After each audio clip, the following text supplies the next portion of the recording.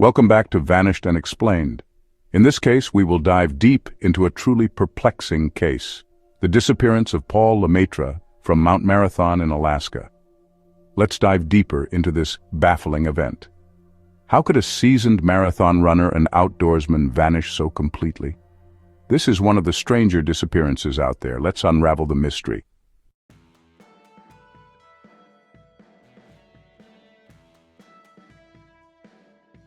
Mount Marathon is located in Seward, Alaska, nestled in the southern part of the state on the Kenai Peninsula. The mountain gets its name from the grueling annual race held there every 4th of July. This isn't your average fun run, it's considered an extreme running event, while the mountain itself stands at just over 3,000 feet, which isn't particularly towering by Alaskan standards. It more than compensates with its incredibly steep and challenging terrain.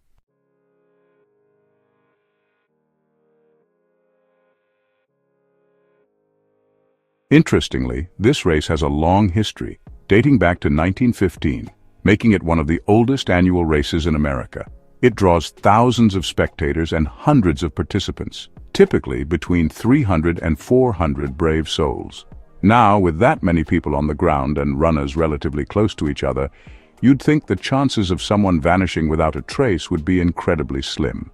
And yet, as far as records indicate, Paul Lemetra is the only person ever documented to have disappeared on that mountain during the race.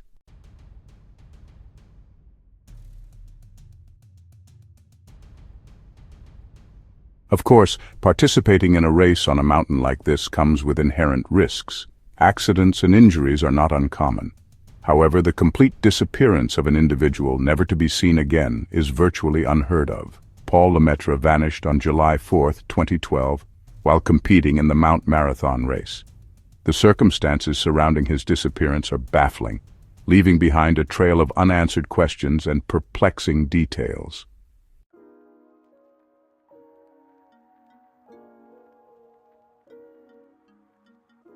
At the time, Paul was 65 or 66 years old and had been a lifelong resident of Anchorage, Alaska.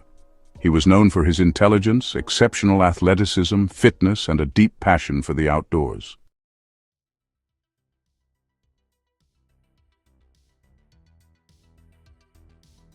There's a quote from runnersworld.com that really highlights the unusual nature of this vanishing act. All of this marathon occurs between 3.1 to 3.5 miles, depending on your route, and on trails so close to town that spectators waiting at the finish line can follow nearly every step high on the mountains. While the spectators might have seen the runners as tiny figures in the distance, the point remains. For the most part, the participants are visible throughout much of the race. This just underscores how extraordinary Paul's disappearance was.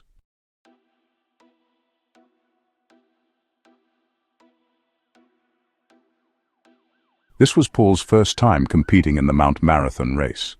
The ascent has been described as a treacherous scramble over sheer cliffs, mud, and loose shale.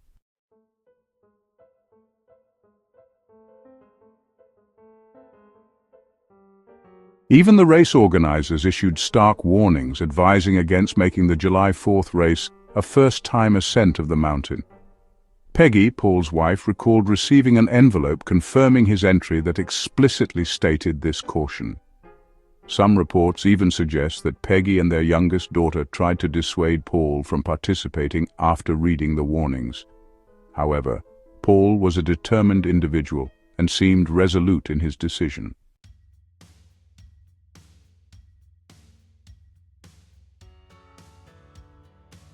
Adding to these warnings, it's reported that all runners were called to a meeting at a local school gym before the race.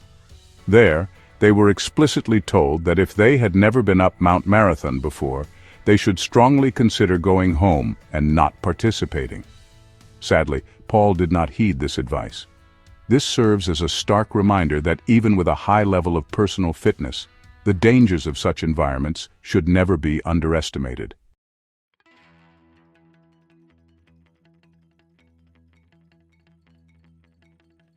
The marathon route, while not exceptionally long in distance, is known for its intense and unforgiving nature. Runners begin in the city of Seward and run approximately half a mile to the base of Mount Marathon. From there, a grueling ascent of around 2,900 feet takes them to a checkpoint before they descend the mountain back to the finish line in Seward.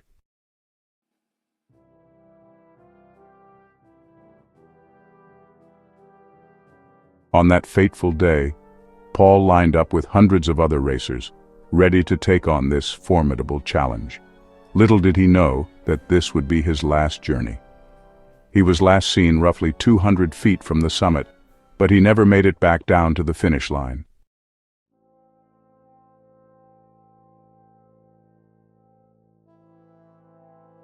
Tom Walsh, a seasoned Mount Marathon racer who had completed the event every year for the 16 years leading up to 2012, witnessed Paul on the mountain that day. Tom, being very experienced, finished his ascent relatively quickly, reaching the summit by 5:45 p.m. after starting at 3:15 p.m. He waited at the top with other runners for about 45 minutes for the slower participants to arrive. As a larger group, they began their descent, retracing their steps. It was during this descent that they encountered Paul.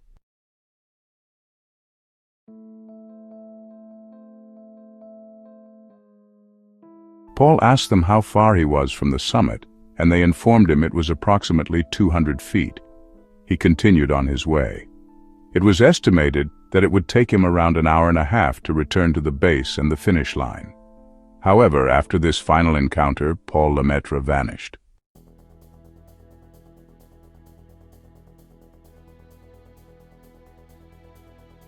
The Alaska State Troopers swiftly launched a search for the missing runner. A trooper spokeswoman stated that Paul was last seen by race officials about 200 yards from the top, and that he was believed to have poor eyesight and was not wearing his glasses.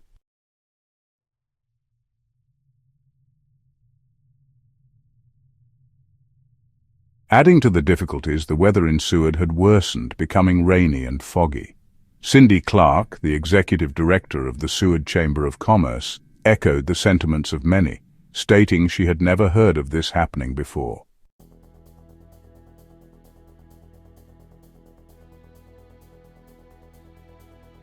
Initially, when Paul was reported missing, there was an expectation that he had simply veered off course, perhaps slipped, and sustained an injury.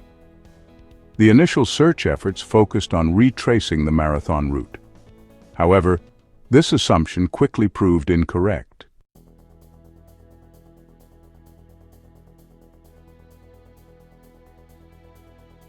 The entire track was meticulously searched multiple times by highly coordinated teams and search dogs, yet they found absolutely no trace of Paul.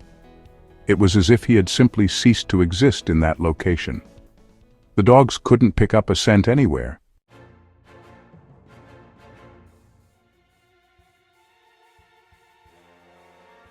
Search and rescue teams were called onto the mountain around 8 p.m. by his wife, Peggy. As temperatures dropped and the rain intensified, a state trooper's helicopter equipped with infrared radar scanned the mountain by 2 a.m. Searchers grew increasingly concerned about hypothermia, given Paul's light clothing, exhaustion, and the freezing conditions.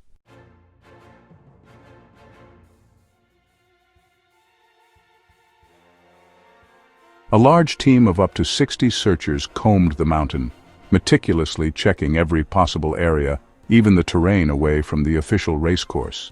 4 days after Paul's disappearance, the official rescue attempt was called off.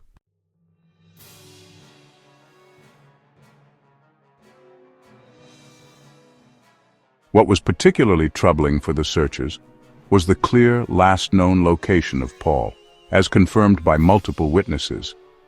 Despite this precise starting point, tracking dogs brought to the exact spot could not pick up any scent whatsoever. It was as if he had never been there.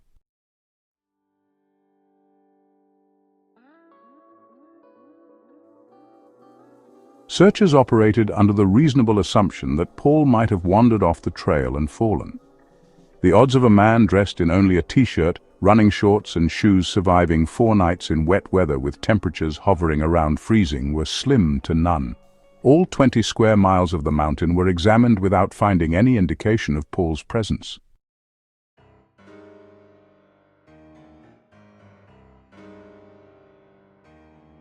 While the conclusion that he had succumbed to the elements seemed logical, the complete lack of any trace was deeply unsettling. The Mount Marathon route is well defined, making it clear where runners should be.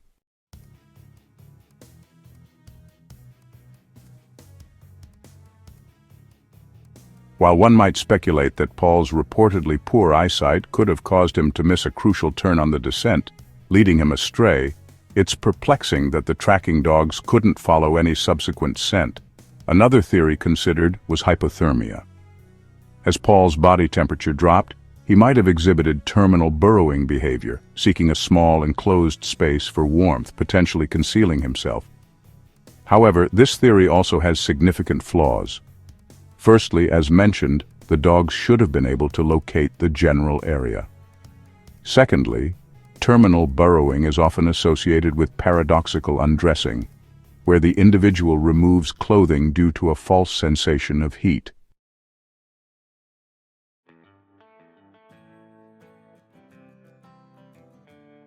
It's crucial to reiterate that searchers stated all 20 square miles of the mountain were searched extensively, with dogs being used throughout the entire duration.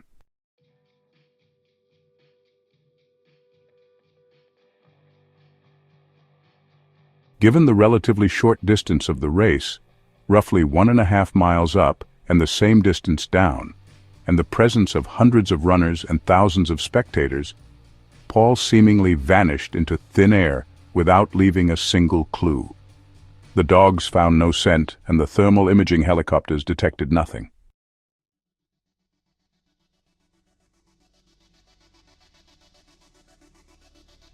Could the rainy and foggy conditions, combined with the cold temperatures and high elevation, have somehow eradicated Paul's scent so completely that it became undetectable? Scene 7. Family's refusal to give up.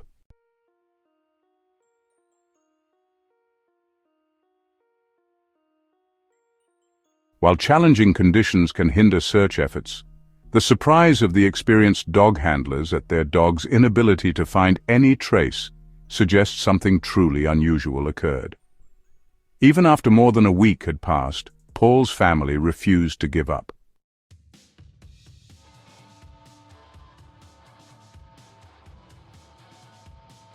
His wife, Paul Lemetra, reportedly joined search crews. Family members and volunteers continued their own searches of the mountain long after the official efforts were suspended. Even volunteers who ended their own race participation joined in the search on their way down.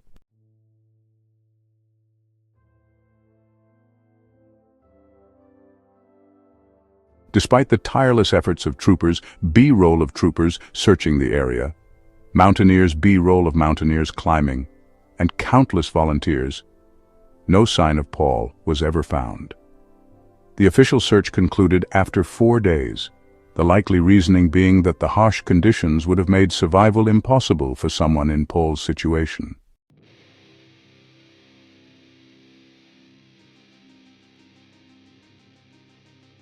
However, an unofficial search persisted for years, with thousands of hours spent scouring the mountain. Volunteer firemen, state troopers, outdoorsmen, and tracking dogs, none ever found even a single trace of where Paul might have gone.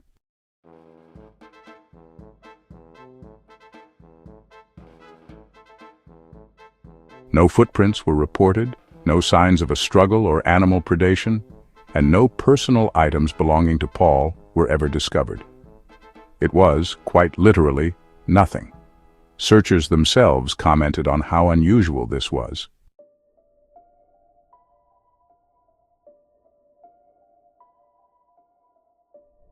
Typically in such cases, there's at least some indication of the direction the missing person might have taken. The complete absence of any clues, especially with such a well-defined last known location, is incredibly rare.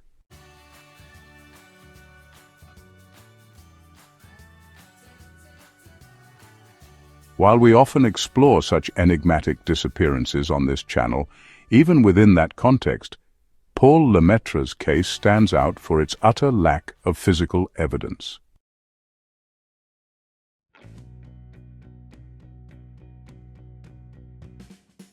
Sadly, 5 weeks and numerous searches later, Peggy Lemetra no longer held out hope that her husband would be found. In a desperate attempt to find answers, a group of doctors who worked with Peggy's daughter Michelle, a nurse, arranged for a cadaver dog to be flown in from Oregon. A family friend funded additional helicopter search time, and another meticulously analyzed high-resolution photos of the mountain, hour after hour, on his computer, all to no avail. There was simply nothing.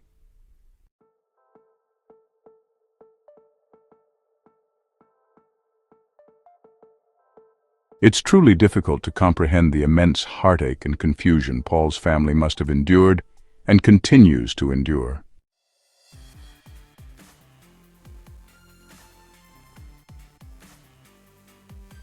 The most prevalent theory, as mentioned, was that Paul might have veered off the track and fallen. While plausible on the surface, this explanation falters when considering the complete failure of tracking dogs to find any scent.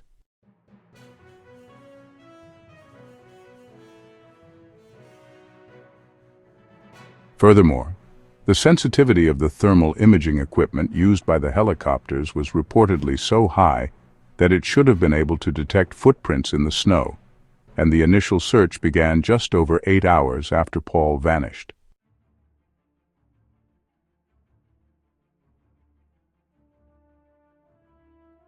Even if he had tragically passed away relatively quickly, one would expect some trace to be found. What makes this case even more unsettling is that while Paul was a first-time Mount Marathon racer, he was far from inexperienced in the outdoors and challenging environments.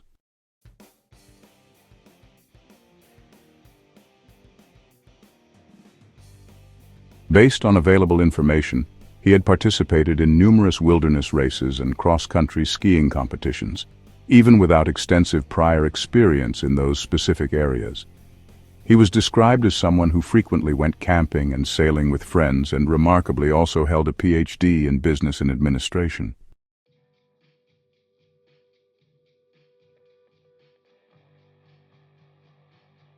The most recent update I could find on Paul's case comes from a 2021 article on ADN.com, which posed the question, was there ever any sign of the Mount Marathon runner who vanished during the race several years ago?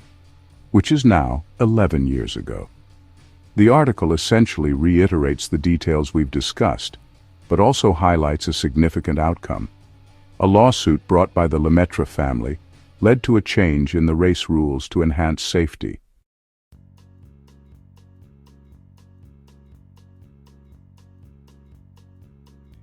In relation to the enduring mystery, the article shared poignant quotes. A relative reportedly told a Runner's World journalist, "The mountain swallowed this man." An Alaskan State Trooper spokesman stated simply, "No clues, no trace, nothing."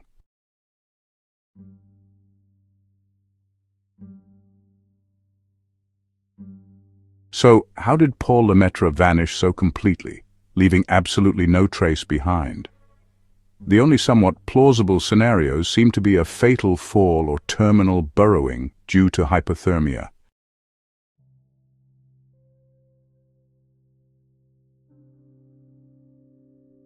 However, as we've discussed, neither of these explanations fully accounts for the complete lack of any scent for the tracking dogs.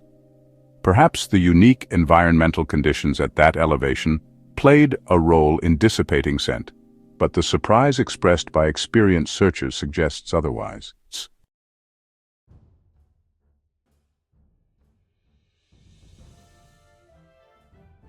I've now shared all the information I could gather on the perplexing disappearance of Paul Lemetra.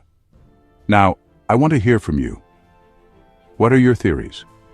What could have happened on that mountain? Head down to the comments below and share your thoughts.